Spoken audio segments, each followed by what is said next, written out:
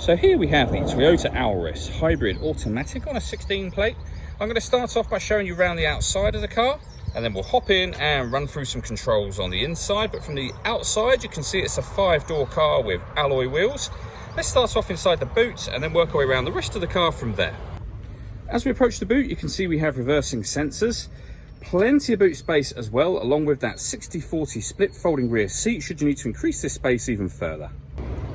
Okay, so we're just going to work our way back round to the front of the car and then we'll hop in and run through some controls on the inside. But now that we've done a full circle of it, you can see it's in excellent condition the whole way round. Just briefly before we climb in, I think it's well worth seeing the interior from this exterior point of view. There's plenty to run through on the dashboard, so let's hop in and we'll do that now. The dials on the right hand side, we have the speedometer and the fuel gauge. In the middle, you can see the total miles for this car, which are 20,922.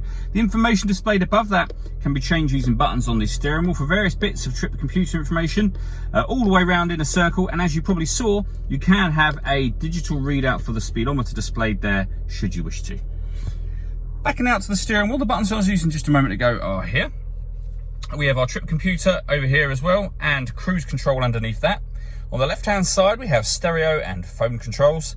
The phone controls can only be used after such time as you've paired your phone up, which is done over on the touchscreen in the center just here, amongst other things, of course. For example, your music. So you've got many options. You have AM, FM and DAB radio. You have auxiliary input.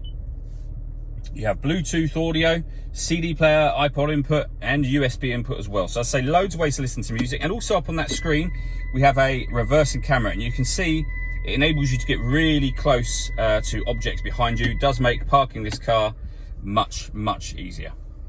Below that, we have dual zone climate control, so you can adjust the passenger temperature and the driver temperature, the fan speed up,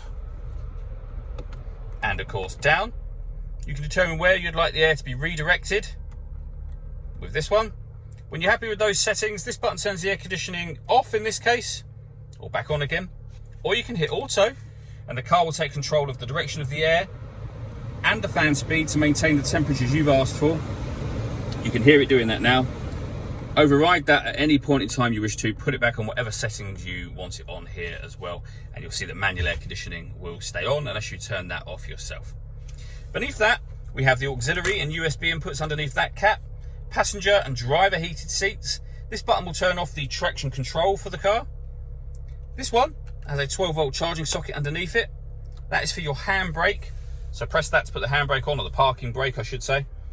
And then on the left, or just beneath that, we have the actual gears themselves. So neutral, reverse, drive. We have the proper handbrake.